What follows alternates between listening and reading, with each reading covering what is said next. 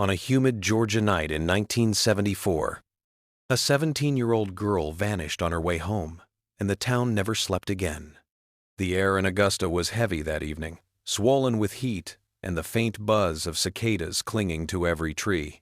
Porch lights flickered in lazy rhythm, the kind that makes you believe the world is still safe, still kind. But safety is a fragile thing, and that night, it shattered quietly on a lonely stretch of road locals called the Connector. Her name was Loretta Johnson, 17 years old. Bright, headstrong, the kind of girl who believed her future was waiting just beyond the city limits. She had dreams stitched together with hope and fabric plans to study fashion in Atlanta, to escape the slow drag of small-town life that could suffocate even the most restless hearts. At 8:30 p.m., Loretta climbed onto her bike after leaving her friend Darlene's house. She promised to call when she got home. She never did. By 9:15, her mother stood at the kitchen window, staring into the dark, telling herself the clock was wrong. By 9:45, her father's voice was on the phone, calm but cracking, as he asked the same question over and over. "You're sure she left?" At 10:30, that calm collapsed into terror. Flashlights began to sweep through the ditches near the Connector, their beams trembling like nerves. When the searchers found Loretta's bike, it was standing upright, untouched, unbroken, waiting like it expected her to come back. The town thought they'd find her by morning. Instead, they found silence. Have you ever had someone vanish between one heartbeat and the next? She thought the danger was miles away, but it was waiting right in her path. Subscribe now, because stories like this prove you're never as safe as you think. Before we dive in, drop a comment and let us know where you're watching from. We'd love to hear from you. If you enjoy true crime stories like this, don't forget to like the video, subscribe, turn on the notification bell, and share it with someone who'd love it too. The first night of the search turned Augusta into a restless machine, neighbors, police, and volunteers moving through the darkness, each one clinging to the same desperate lie. She's out there somewhere, and we can still bring her home. Flashlights cut through the thick Georgia humidity, beams bouncing off kudzu and swamp grass like restless ghosts. Voices called Loretta's name again and again until the sound of it began to lose meaning. People whispered prayers. Some begged out loud. By dawn, what began as a search for a missing girl had turned into a reckoning with fear. Detective Sergeant Silas McCready arrived just after sunrise. He wasn't a man who scared easily, but the scene unsettled him in a way he couldn't explain. The bike was too clean. The ground was too quiet. He crouched beside it, wiped a film of dew from the handlebar, and saw no sign of a struggle. No tracks. Nothing that told a story. The bicycle stood there like a question no one could answer. Behind him, officers combed through every ditch, every fence line, every forgotten patch of land near the Connector. They expected something, a shoe, a ribbon, a note, anything. What they found was nothing but the hum of crickets and the soft hiss of wind through tall weeds. By noon, the first wave of panic had already turned into confusion. The reports flooded in half-truths, bad sightings, misplaced details. A delivery man claimed he saw a girl on a bike near the old rail yard. A teenage couple swore they saw a green sedan idling by the curb. Each call brought hope that evaporated just as fast. Detective McCready knew too well what was happening. The case was slipping from reality into rumor, and once that happened, truth would never catch up. The investigation moved fast, at first, too fast. The Augusta Police Department wanted answers, and the community demanded them. Every front porch conversation, every diner booth murmur, turned into a theory. By the end of that first week, 3 names floated to the top of every whispered list. The first was Orrin Vance, a drifter in his late 20s who spent his nights drinking at roadside bars and his days wandering the streets near the Connector. He lived with his elderly grandmother in a small wooden house where the screen door never closed properly. Vance was questioned for hours. He claimed he'd been at a diner across town, drinking coffee until midnight. 2 waitresses remembered him, though neither could agree on what time he left. The alibi stood, but just barely. McCready's gut said he wasn't innocent, but instinct without proof is a cage no case can escape from. Next was Darius Stone, Loretta's recent ex-boyfriend. He was the golden boy, college-bound, polite, but too proud. They'd broken up 2 weeks before she vanished, a clean break on her part. But it had left him wounded. Friends described him as quiet. But quiet can mean dangerous when pain festers. When detectives searched his car, they found nothing. His family swore he was home all night, and the timeline held. He broke down during questioning, repeating the same line. "I loved her. I wouldn't hurt her." It was the kind of truth that sounded real enough to be useless. The third suspect wasn't a name at all, but a color. The unidentified green sedan became a symbol of the town's frustration. A milk delivery driver claimed to have seen it parked along the connector near dusk, engine running, driver unseen. Others mentioned the same car in passing, but descriptions changed each time. 4 doors, 2 doors, light green, dark green. Witnesses saw what they wanted to see, and the truth disappeared beneath their uncertainty. Weeks passed. Leads dried up. The APD's confidence cracked under the weight of failure. Each false lead, each dead interview felt like betrayal. The town's faith in its police faltered, and the Johnsons were left staring into the same darkness they'd faced the first night. Detective McCready stayed late most nights, his eyes burning under the pale desk lamp, the file growing thicker but emptier at the same time. He didn't know it then, but Augusta's hope had already begun to die. By the fall of 1974, the Johnson family had stopped pretending to sleep. Their days were spent speaking to reporters, volunteers, and anyone who'd listen. Their nights were long, silent vigils, curtains drawn back, eyes fixed on the street. Wallace Johnson, Loretta's father, became a ghost in his own house. Every evening after work, he'd stand by the front window, waiting for headlights that never turned into the driveway. When they didn't appear, he'd grab a flashlight and walk the stretch of road near the connector, searching for something new in the same empty places. Beatrice Johnson, his wife, clung to small rituals to survive the waiting. Each night, she lit a single candle on the porch, a signal for a daughter who might still find her way home. The flame never lasted the night. Wind, rain, or exhaustion always took it before dawn. Still, she lit another every evening. It became her way of defying despair, her promise to never surrender to silence. Meanwhile, the police efforts slowed to a crawl. Every tip had been followed, every lead proven hollow. The file thickened with notes that said the same thing in different words. No progress, no evidence, no body. The original investigators rotated out, new ones came in, and the case grew colder with each transfer. Detective McCready was the last to let it go. He spent 2 years chasing shadows, revisiting witnesses who'd stopped answering their doors, and writing reports that no one read. By 1974, the Augusta Police Department made it official. The file was boxed, labeled RJ 1974. Missing, presumed deceased, and moved into storage. Loretta's bike was returned to her parents. Wallace couldn't bear to keep it in the house. He placed it on the porch, beside Beatrice's candle, where it stood like a monument upright, waiting, untouched. Neighbors would pass by and swear the sight of it gave them chills. Some said the wind still turned its wheels at night. The case didn't close that year. It just went silent. By the time the decade ended, Augusta had learned to live with the hole Loretta left behind. But silence doesn't mean peace. It only means no one is listening anymore. Time didn't move forward in Augusta, it dragged. The years after Loretta's disappearance bled into one another, each one marked by anniversaries and empty promises. The newspapers stopped printing her name, but people still whispered it. They called her the girl on the bike. The story became a warning parents told their kids when they stayed out too late.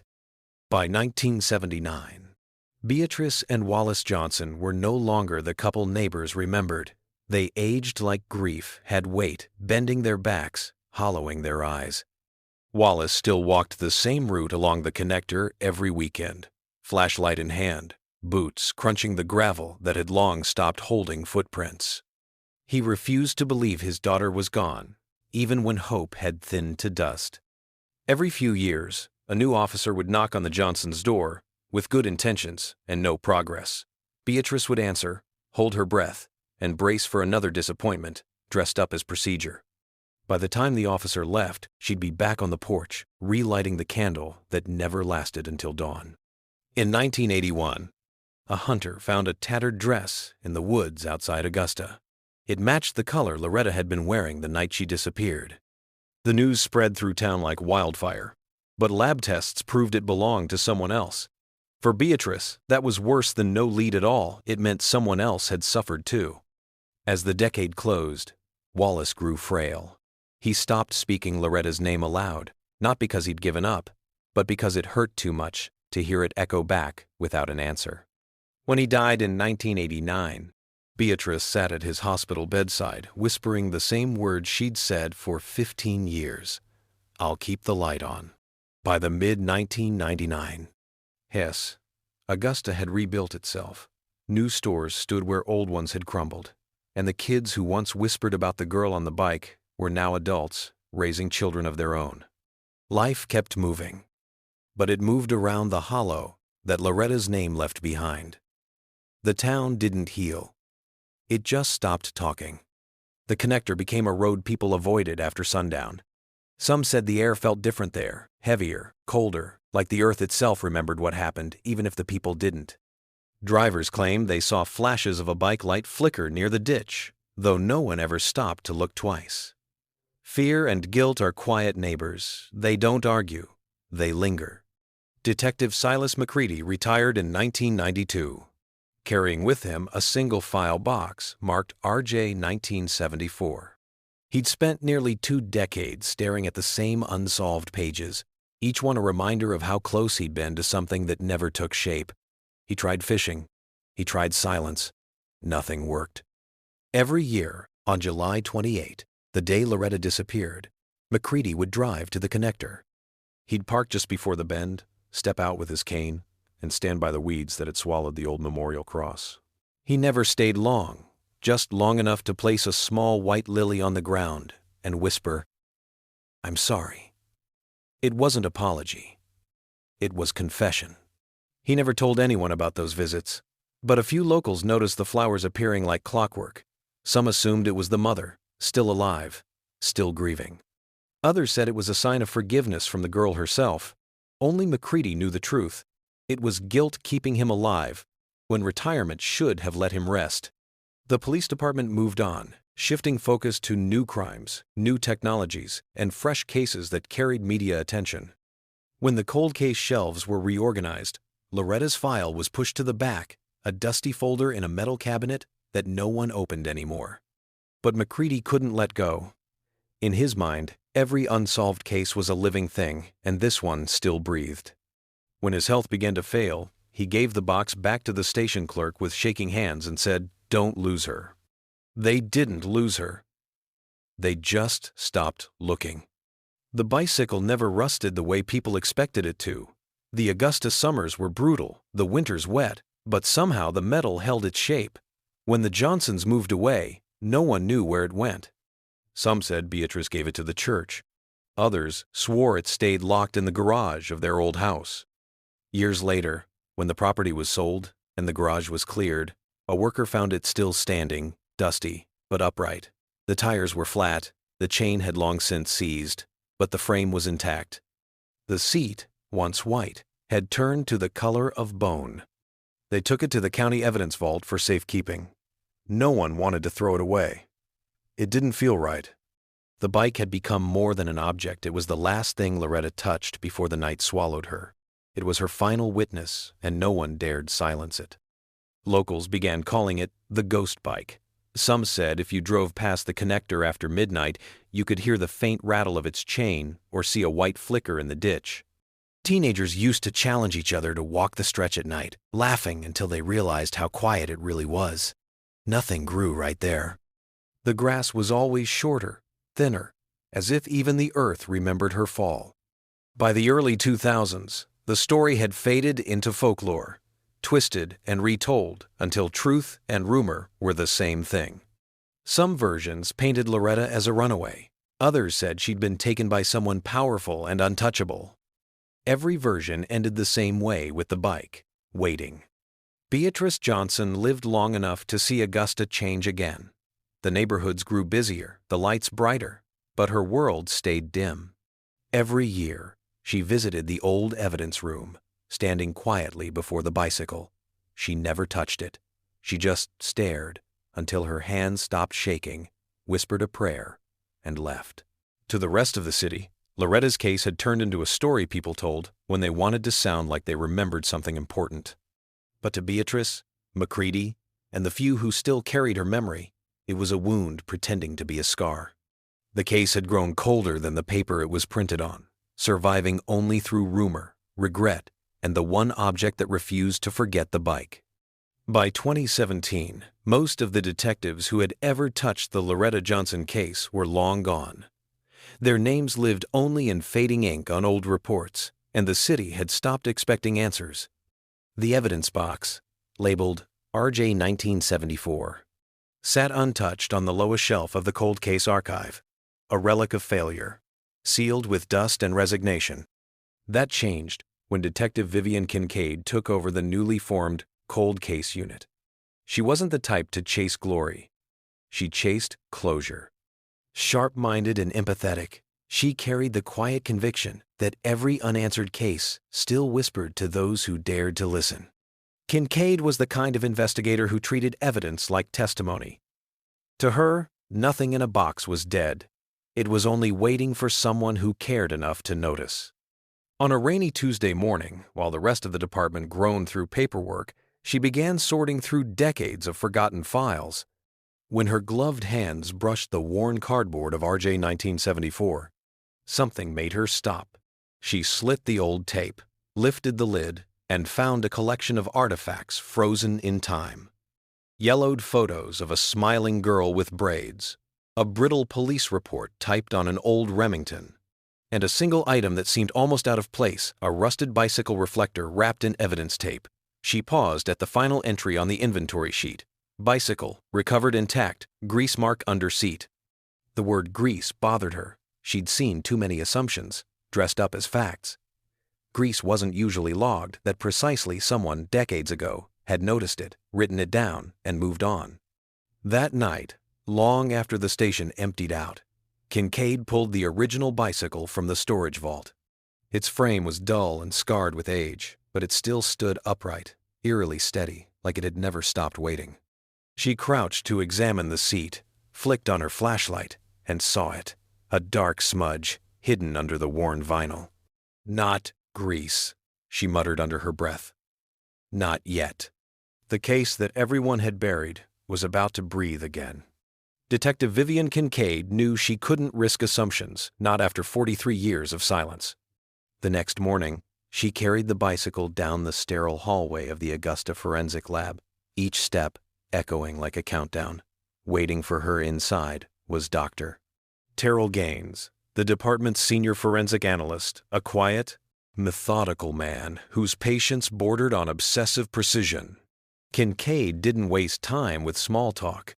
She wheeled the bike toward him and pointed to the underside of the seat. Old case. The file says, grease. I don't buy it. Gaines leaned in, his magnifier light slicing through the dim lab. What looked like an ordinary smudge in 1974 now revealed something else entirely. Irregular texture, faint discoloration, and a pattern inconsistent with mechanical residue. You're right, he said softly. This isn't grease. Whatever it is, it's organic. That single word changed everything. Using modern low-copy number LCN DNA extraction, Gaines carefully swabbed the area, collecting particles smaller than a grain of dust. LCN analysis was delicate. One wrong movement, one breath too close, and the sample could vanish. But Gaines had built a career on turning whispers into voices. Hours passed as the sequencer hummed in the background, processing the fragile sample. Kincaid stayed in the lab, watching each flicker of data crawl across the screen. Gaines broke the silence only once. You know, if this works, it could change the whole theory. It means someone grabbed her here. The results came in just after midnight. The printout was brief. 2 lines of text that rewrote 40 years of investigation. Sample origin: human epidermal cells, male, partial YSTR profile obtained. Kincaid exhaled, a mix of triumph and fury tightening her throat. For decades, people had said the case was hopeless. Now, one microscopic trace had cracked the door open. "This wasn't grease," she said, holding the report in trembling hands. "It was contact. It was violence. And it's been waiting to be heard for 43 years. Gaines nodded, already prepping the data for comparison. Then, let's give her the voice she deserves. The hum of the sequencer rose again, steady and unbroken, the sound of science chasing the truth through time. The following week, the Augusta Police Department felt the tremor of something it hadn't felt in years: momentum. The cold case unit buzzed with quiet disbelief as news of the DNA finding spread. The file marked RJ 1974. Once a synonym for hopelessness was suddenly back on every bulletin board. For the first time since the 70s, someone dared to ask, what if we can still find him? Detective Vivian Kincaid stood at the center of it all, eyes locked on the printout that had resurrected a ghost. She'd seen plenty of cold cases, but none that carried this much weight. Every piece of evidence in that box, once considered useless, now pulsed with new meaning. The stain under the bike seat wasn't a mechanical accident. It was contact, a hand grabbing, a struggle frozen in time. Kincaid rewrote the theory from scratch. This wasn't a planned abduction, no elaborate plot. It was sudden, chaotic, an opportunistic attack carried out by someone who'd seen a teenage girl alone on a quiet road and acted without thought. That revelation changed everything. It meant the killer hadn't hidden in the dark for hours. He had been passing through, living nearby, part of the same streets that had mourned her. She gathered her team, her voice calm, but charged with purpose. "We've got one shot." Technology gave her a voice, but it's our job to make sure people finally listen. Dr. Terrell Gaines was already feeding the YSTR DNA profile into the federal database. The hum of machines filled the room like a pulse. Nothing yet but Kincaid knew patience was part of justice. She stood by the evidence table, staring at the bike that had waited 43 years to speak. The seat's faded mark now looked less like a stain and more like a scar. As the sun broke through the lab's narrow window, Kincaid whispered to herself, "She fought back. She always did." Somewhere in the growing data, an answer was forming. Slow, deliberate, unstoppable. The girl on the bike was no longer forgotten. Detective Vivian Kincaid didn't believe in coincidences, not after 4 decades of unanswered questions. So when the partial YSTR profile came back clean, no match in CODIS, she didn't see failure. She saw the start of a longer trail. The absence of a name meant the killer had never been caught, never been arrested, never entered into the system. He'd lived an entire life free while another family withered in silence. Kincaid's jaw tightened as she leaned over the monitor. "If he's not in CODIS," she said, "we'll find him somewhere else." That somewhere else was the expanding world of genealogical DNA databases, a place where science and family trees collided, where distant relatives unknowingly held the keys to decades-old crimes. It was new territory for Augusta PD, but Kincaid was done following old rules. Working alongside Dr. Terrell Gaines, she uploaded the YSTR data to a private genealogy platform. From there, it was patience and pattern recognition, an endless grid of names, matches, and percentages. Most people would have quit after the first 100 dead ends. Kincaid didn't. She chased every line of DNA like a map through time, building and breaking family branches one by one. The first match came late one night, almost by accident. The name on the screen read Orion Costa, a retired math teacher from Connecticut, with a shared ancestral marker, third cousin once removed.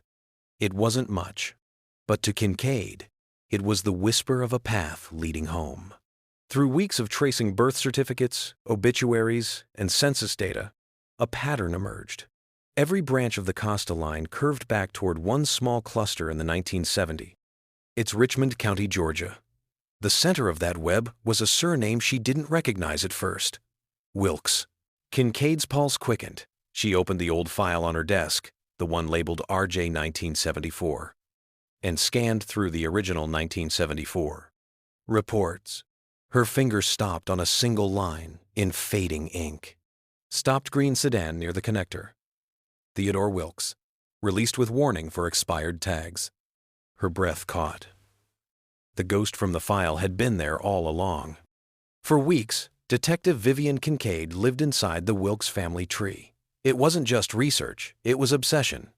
She spent her nights surrounded by birth records, marriage licenses, and old property deeds, every document another thread connecting the past to the present.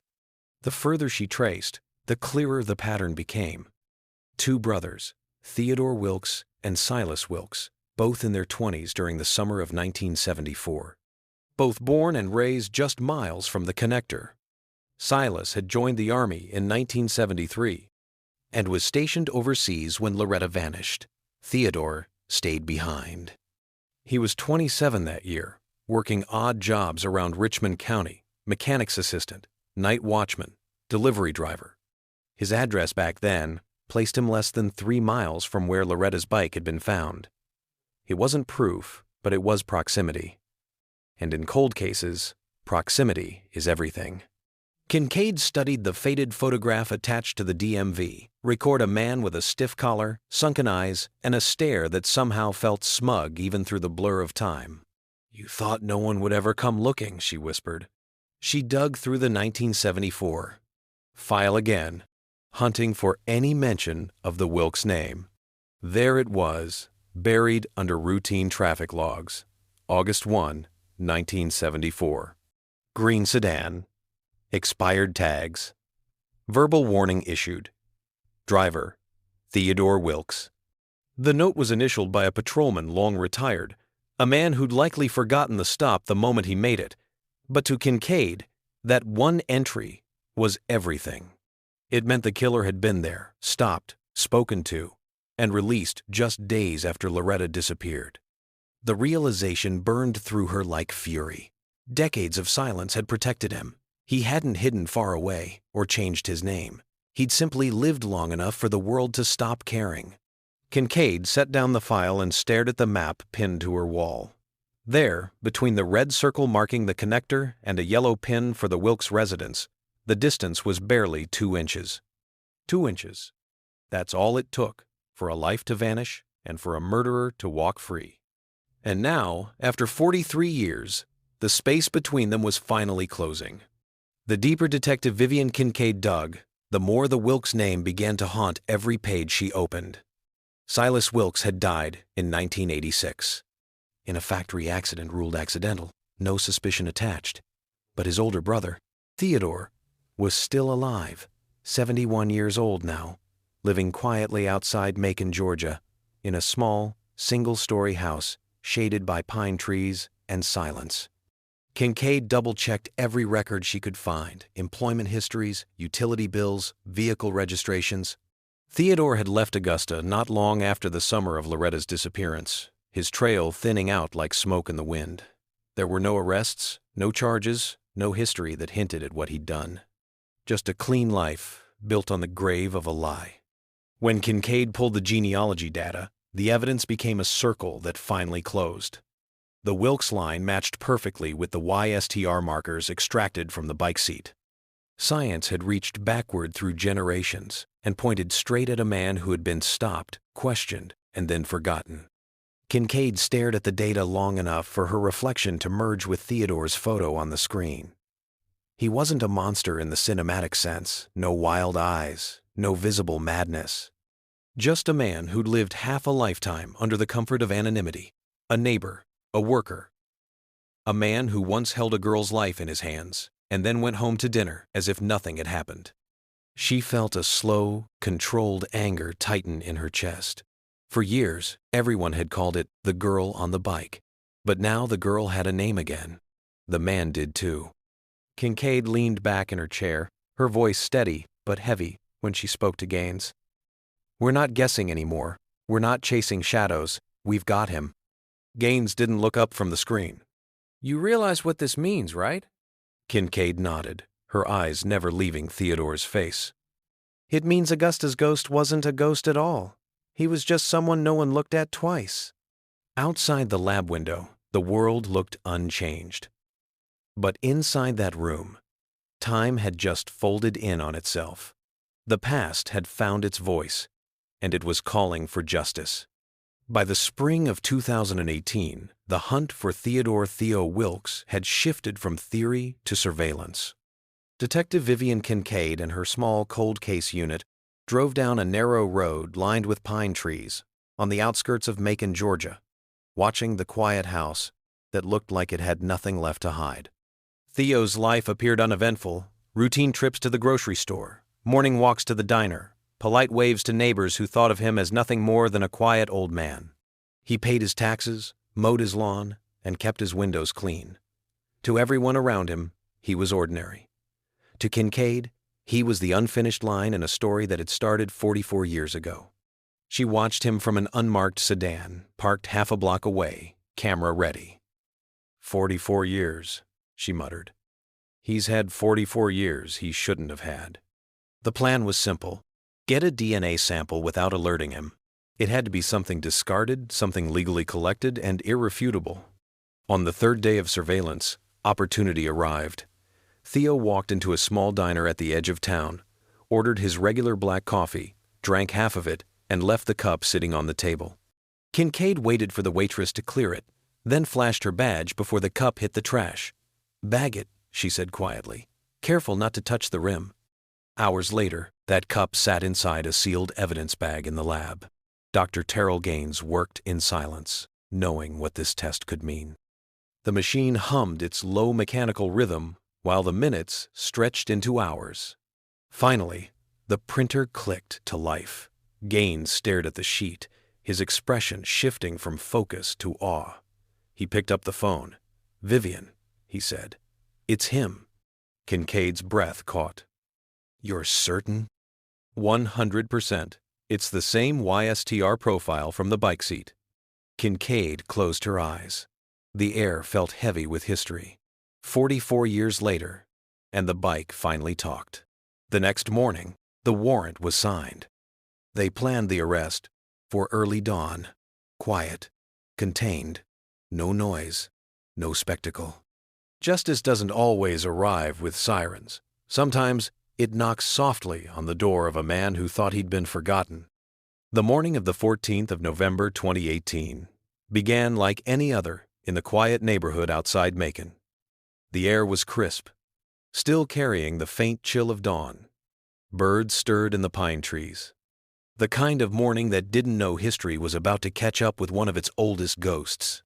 At exactly 6:45 a.m., Detective Vivian Kincaid and her team pulled into the gravel driveway of Theodore Wilkes' small home. There were no sirens, no shouting, only the measured crunch of boots on stone. Kincaid stepped out first, warrant in hand. The front door creaked open before she could knock. Theo stood there in a faded robe, the color washed out by time. He didn't ask who they were. He didn't argue. He just looked at Kincaid and nodded, as if he'd been expecting this moment his entire life. "Mr. Wilkes," Kincaid said evenly, "you're under arrest for the abduction and murder of Loretta Johnson." He didn't flinch. His voice was calm, almost resigned. "You found me," he murmured. Kincaid's expression stayed steady. "No, Mr. Wilkes, she did." The team moved quickly and respectfully. Handcuffs clicked into place. No struggle, no resistance, just the quiet sound of finality settling over the room. As they led him out to the car, the early light hit his face, and for a moment, Kincaid saw not the monster from a cold case file, but a frail old man who had carried a lie for 44 years. She refused to let that image soften the truth. Evil doesn't disappear.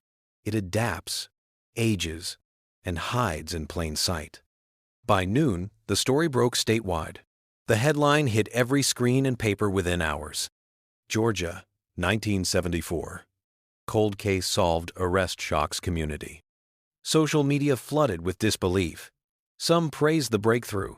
Others couldn't reconcile the gentle, quiet man they'd seen at church or the grocery store with the brutal crime he'd committed decades before. Neighbors watched the footage on repeat, searching his face for signs of guilt, trying to see what they'd missed. To the Johnson family, though, it wasn't shock, it was vindication. Beatrice, now in her 90s, saw the report on television and began to cry softly. After so many years of lighting candles into the darkness, the flame had finally reached its target. Kincaid watched the press conference that evening from her car, engine idling, the words of the police chief fading into static.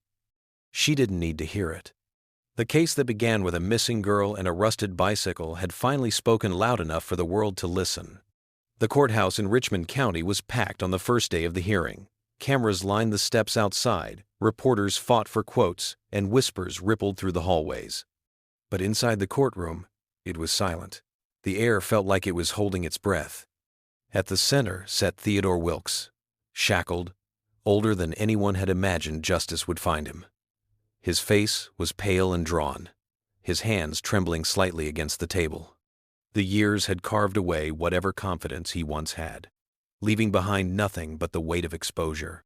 Across the room, Beatrice Johnson sat in the front row, her hands wrapped tightly around a framed photo of Loretta. The image was worn, edges curled, glass scratched, but the smile behind it was untouched. Beatrice had waited more than 4 decades for this day.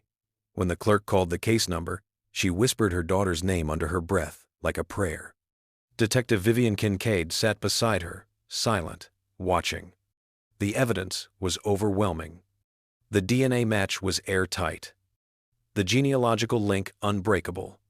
There were no more excuses. No more unknowns. Wilkes's attorney read the plea aloud, a reluctant Alford plea. It meant he wouldn't confess, but accepted that the evidence would convict him. The courtroom murmured. Beatrice's hands tightened around the photo. For her, it didn't matter whether he admitted it. Truth had already spoken through science, and it was louder than any apology could ever be.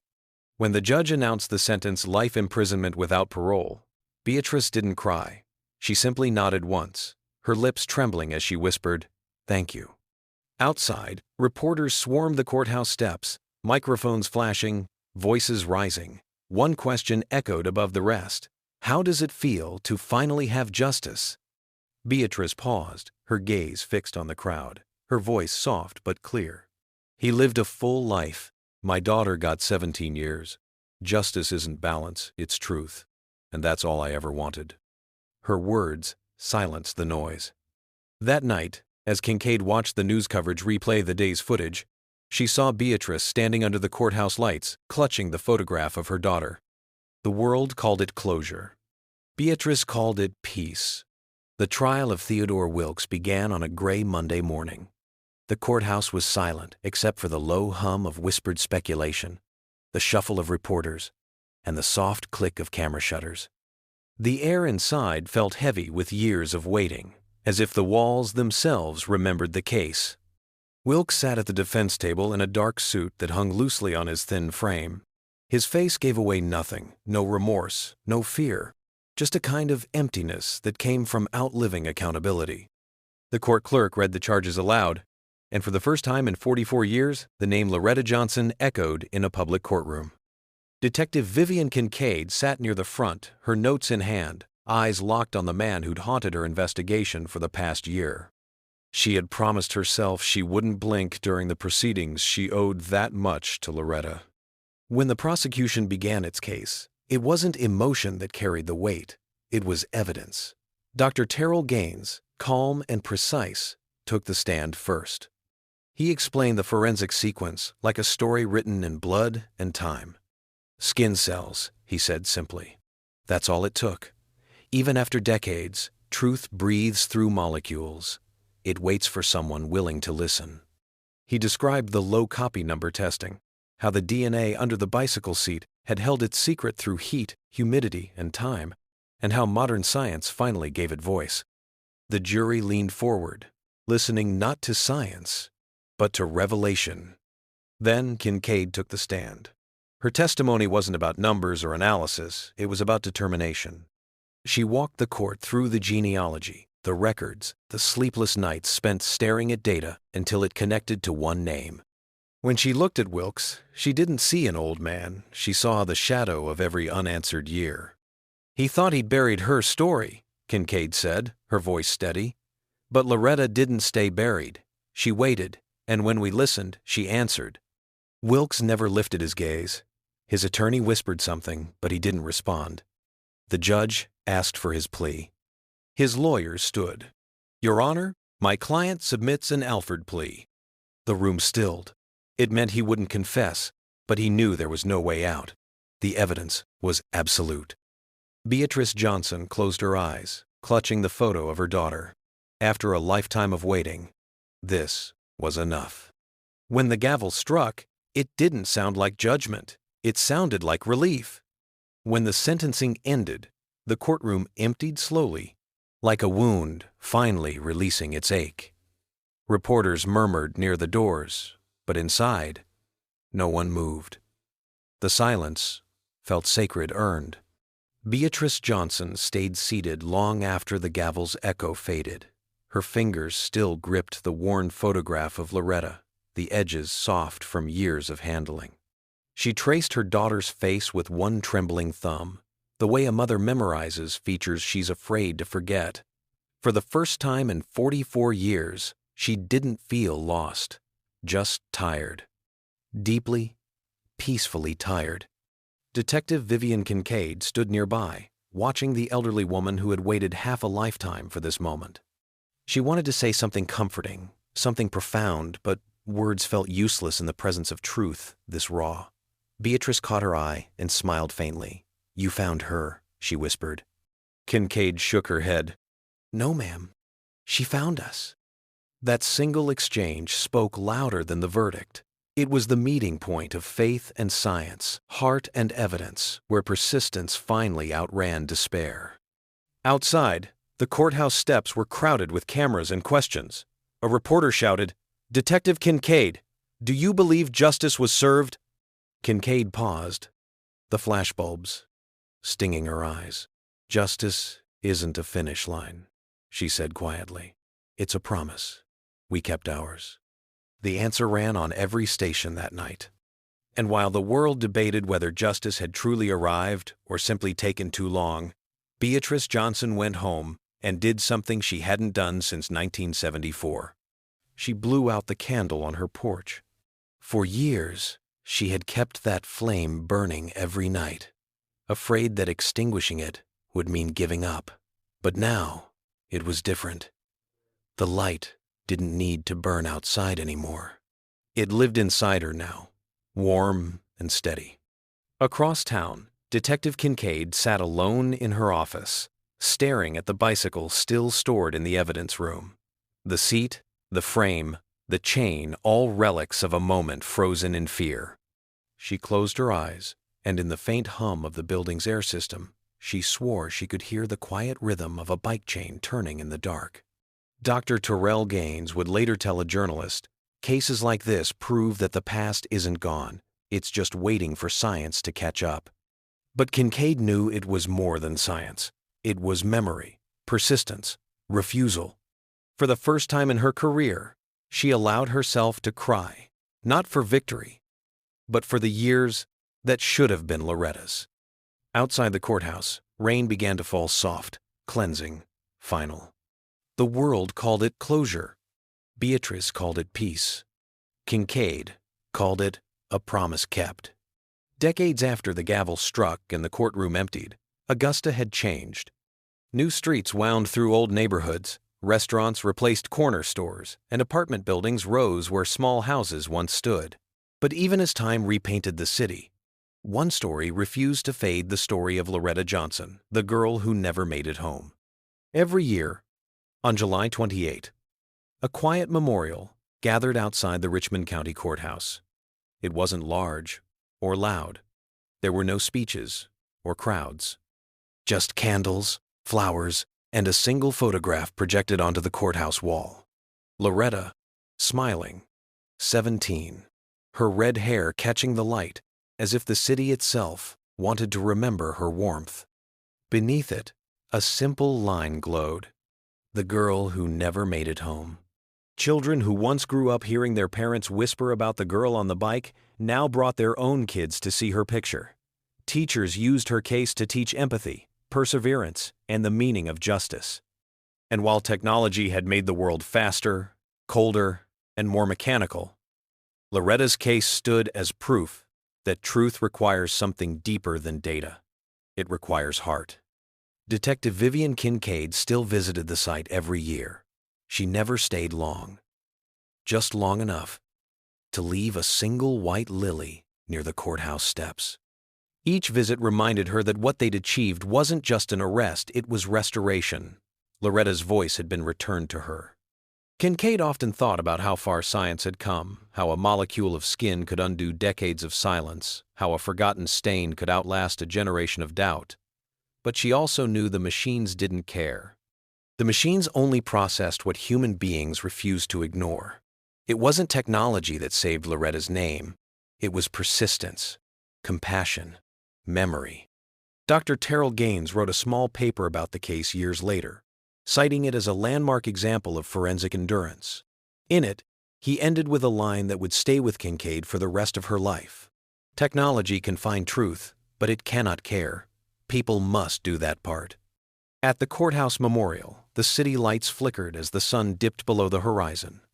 Kincaid stood beside Beatrice's grandniece, who held a candle of her own. "She was my age when it happened," the young woman said softly. "I can't believe she waited this long for someone to hear her." Kincaid smiled faintly. "She waited because someone always would." The girl looked up at the courthouse wall, watching Loretta's photograph fade slowly into the glow of streetlights. Somewhere in the distance, a faint ringing of a bicycle bell drifted through the air. Time moves forward, but memory doesn't. It lingers, refusing to surrender what matters. And on that night, in a city forever rewritten by one act of cruelty and one act of perseverance, Augusta stood still, if only for her. As the years passed, the story of Loretta Johnson became more than a case file. It became a lesson. Law schools taught it to remind future prosecutors that truth has no expiration date. Forensic programs used it as proof that science could breathe life into silence. But beyond the classrooms and documentaries, it lived in something far more human: the shared understanding that compassion, not calculation, had brought justice home. Every detective who joined Augusta's cold case unit learned her name on their first day. It wasn't protocol, it was tradition. A small plaque hung above the file cabinets in the new department, engraved with simple words: "The ones we lose are the reason we keep searching." Detective Vivian Kincaid, now nearing retirement, often stopped there before leaving for the night. She'd run her fingers along the cool brass and think about all the people who had carried Loretta's memory through the years. Detective McCready, who had left lilies by the roadside long after the city stopped caring. Beatrice, who had kept a candle burning when the world turned away. And the countless neighbors who had whispered her name into their prayers. Kincaid understood now that justice isn't defined by courtrooms or sentences. It's defined by endurance, the quiet kind that refuses to let stories end before they should. She once told a reporter, "Technology solved this case, yes, but empathy solved the silence.